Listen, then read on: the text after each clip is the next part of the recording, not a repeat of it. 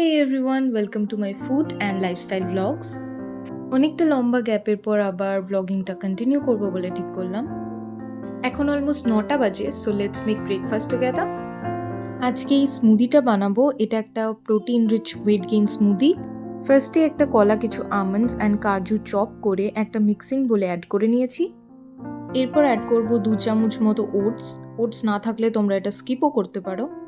এরপর অ্যাড করে নেব এই রেসিপির মেইন ইনগ্রিডিয়েন্ট ছাতুটাই এই স্মুদিটার মধ্যে মেইন প্রোটিন সোর্স, তো এটা একটু বেশি করে অ্যাড করার চেষ্টা করবে।